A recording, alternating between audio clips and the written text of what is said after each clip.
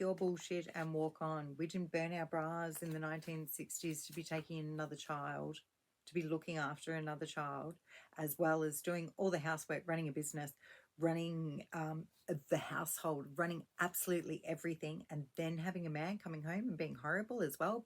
And we're supposed to be, hang on, what is that? The subservient women that, you know, happy to cook a man a meal, happy to look after a man that's kind,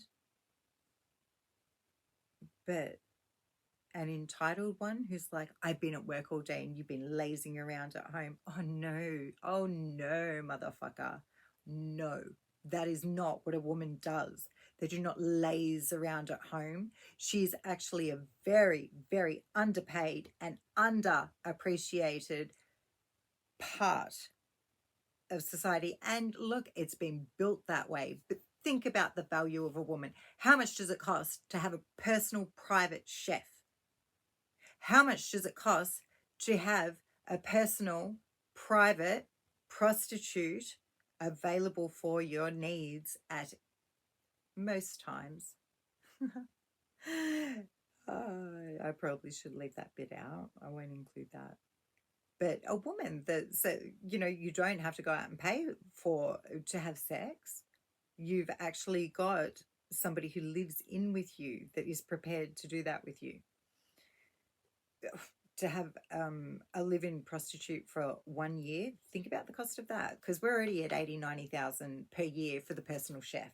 Okay, and then it comes down to somebody who maintains your home. So we're talking a housewife, a housemaid. So a professional housemaid, having that in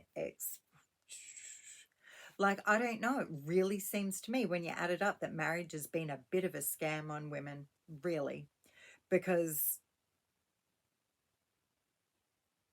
I remember being told by a very narcissistic person that I got carried for so many years and I scabbed this. I was the one who ran the books, ran the house, ran everything. And when you think about it, what my value was, which I would never have asked for. I'm not saying that I would ask for this, but to be told that I had no value just perplexed me. Keep a house nice, chef, activity organizer, runner of the household. And that's not even talking about when children have been had. It's unbelievable the way society's been set up there. So I digress. Going back to what I was initially saying is, that's if you even choose after your second one to be with another man, because if you don't find one that measures up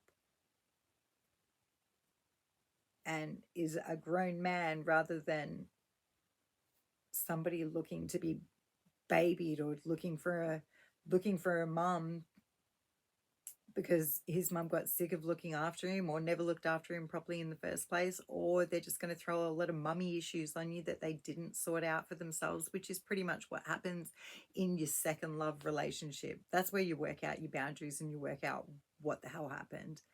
Like, yeah.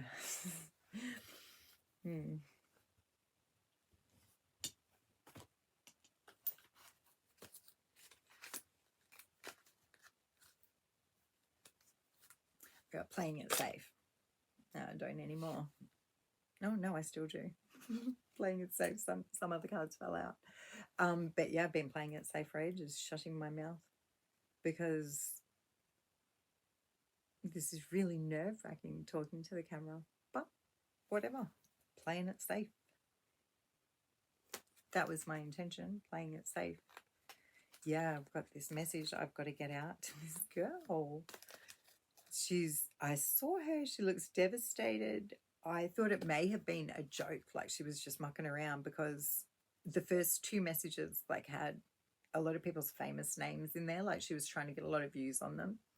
And the third message was like her wearing a scream mask. She's been ghosted 2 months out from her wedding. She was wearing a scream mask and it said, "You think you can do this? You think you can do this to me? We've got to talk." And And then the next ones are like her talking about Lifeline. She even brought up Lifeline and said, you know, they just puppet back to you what you've already said. And it's like, yeah, because they can't give you an actual opinion on those lines, because you would be able to go back and say XYZ, and yeah, you could hold them responsible for something that you did. So yeah, all basically Lifeline can do is re-parrot back to you, but paraphrase back to you what you've actually said to them. But in reality, isn't it nice to be heard? That's what the intention is there. You've got somebody on the other end of the phone, you know, who's listening to you. So there's that. And that's definitely been helpful to a lot of people. You know, life does get pretty painful sometimes. And I do recognize it's really hard for men. And it's not fair on them in a lot of ways that they can't have a cry, or they can't release their emotions, or have been told to bottle them up. But to be honest, we all got told to bottle them up. Just because women have another woman's shoulder to cry on doesn't mean that bitch isn't laughing behind her back, or actually the one responsible for her pain. You know, I used to believe in true friends until I had a group that showed me what evil was. Like when you're just genuinely nice to people and genuinely caring of other people, and they fucking hate you behind your back and are like plotting against you in the most evil ways.